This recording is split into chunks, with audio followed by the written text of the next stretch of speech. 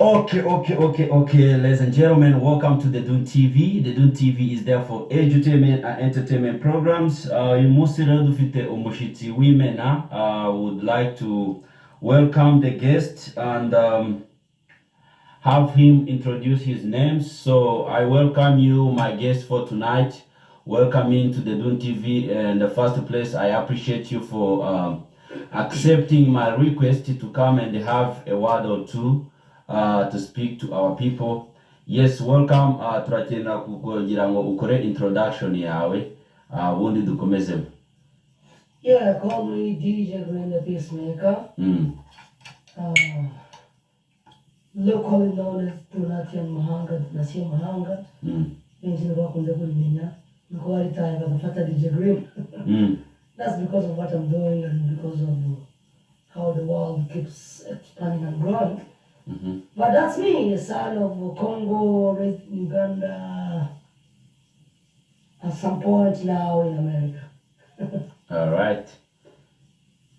Yeah, thank you so much for coming in to the Dune TV. It's been really a great, it's been a long time when I was trying to get you in the Dune TV, and so I'm so happy to have you today. And today we shall be doing an exclusive interview on your music journey. I know you didn't say that in the introduction, but I think that's one of the things that you do right now. Okay. And I think how I do my interview is set into 3 questions, but one of the questions may be having A and B. So we are going to start. If this is your first time, please subscribe.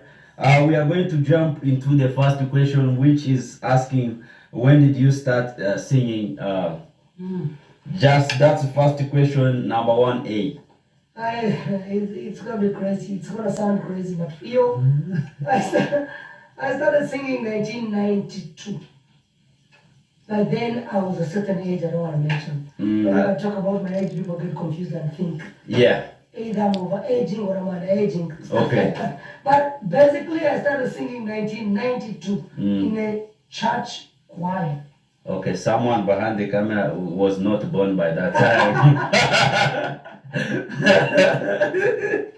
Yeah, okay. So when I started singing in 1992, that was in a church choir, in other words. So then it came on when I started another thing out of choir. Let me call it, I always call it, always call it a village band.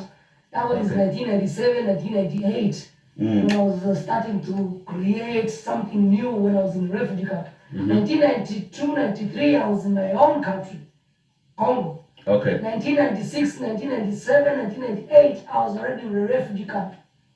In 1996, I was in Nyakabande refugee transit camp. Okay. Transit, not a refugee. Transit. Well, we were just there for a short time. For a short time, and then they were supposed to take you somewhere else. Exactly. And then when we went to Changwali, that was 1997, 1998. That's when I had to start a village choir, which was called the DJ GRIN family, DJ's family choir, something. That's how they termed it.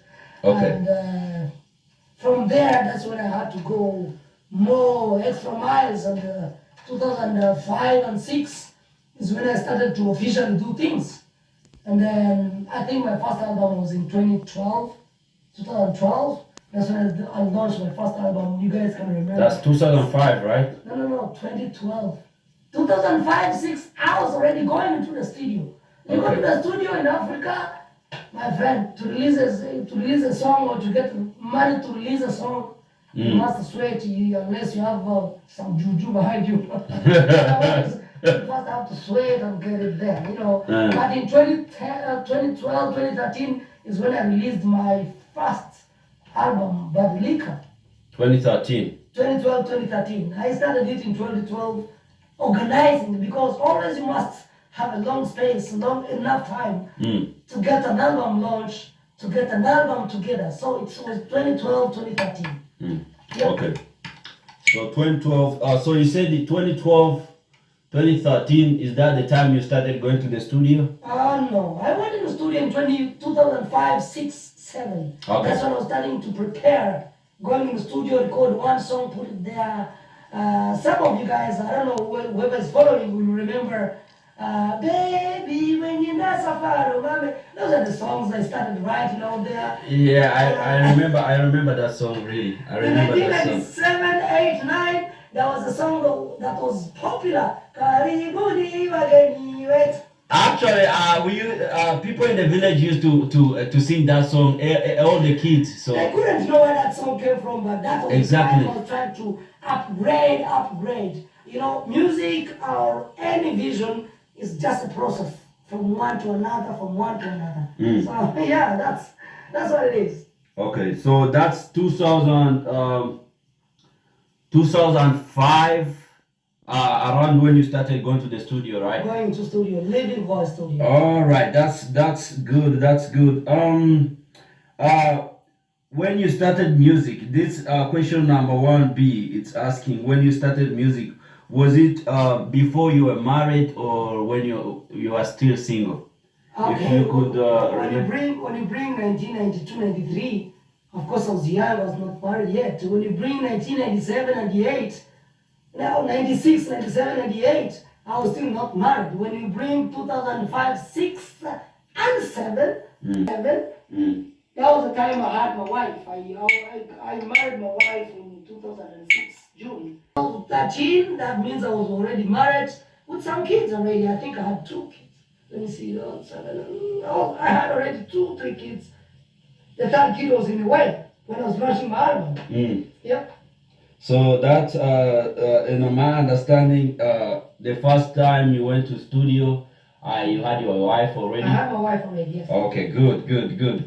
Ladies and gentlemen, Nikuride Dun TV, exclusive interview with DJ GRIN, the Peacemaker. Kuko yavuze amazina ge muri introduction. Nimba aribwo bwa mbere turagusaba kugira ngo ukore subscribe kuri The Dun TV, ubundi umbe umwe mu banyamuryango ba The Dun TV. Yes, dukomejemo ni question ikibazo gikurikiyeho ni cha number 1 C. It's asking how do you compare life during being how do you compare life being an artist who was being an artist who is single and a married artist? How do you compare that life? Yeah, I wish you asked me how do you compare life with a vision and life without a vision. Not being married and being unmarried. Because whether you are married or you are not married, without a vision you are zero. Whether you are wealthy or you are not wealthy, without a vision you are zero. But let me just answer it the way you say. Okay, let's go. Yeah, being unmarried, I would say, when I was doing my childish things, you know, the karibuni wageni wetu, they could give me money, they could be small initial, you know, incentives to motivate me. But it came to 2006, 7, 8, 2005, 6, 7, time came when I had to also invest. Before I only invested my time before. That is 1992, 3, 4, whatever time I was talking about. Okay. Then 2005, 6, 7, that was the time I was already getting out of my pockets to the studio or to music, into music industry. You were trying to put in money. Yes, so that, and fortunate or unfortunately, by that time I'm no longer alone. I'm with someone. Yeah. We have to sit together. Where should this money go? Why should it go there? You make a plan. Out of that.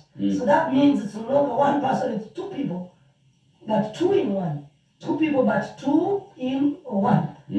And then we're like, okay, so how much are you putting in the studio? Why do we put in the studio? What is that song? Is it going to trend? Is it going to sell? But even why are you singing? Why should you continue singing though? Okay, that's a good question. That's a good question. Why should you continue singing? Of course, I always had my prepared answers. Oh, yeah. And I've told my people, and I've told my wife, music is part of my life. Like we eat every day. Part of your life. It's part of my life. Like we eat and drink every day. is the same, like I must sing every single day, every single time. Whatever issue that arises, that is happening in my community, I must put it in the song so that I update. I don't sing most of the time any song I write. If you can go deep, if you're real analysts, not just people that pretend to be, but if you're a real analyst, you'll find the song I'm singing, the song I'm writing is connected to my life, to my neighbor, to our daily living. From when I was born, from when I grew up and where I am today. So, yeah. So for that reason, if anybody who is a good analyst should have been really so observant and attentive to the songs you make. But there is this song you sang in Swahili. It's called the Nilipoianza Safari. This song was really amazing. The picture was really good and the words in it, but what do you tell to your fans or other people who don't understand the language about that song? What was the cause of you coming out with such a good song like that? Yeah, in our local language, Kinyabwisha, people call it Kinyarwanda. There is a proverb that says, "NTAMUBWIRIZA IWABO." NTAMUBWIRIZA IWABO? Yes, so meaning there is no prophet in their own area. If the Dun TV now is doing great, yeah, it's only outsider that will see and understand that.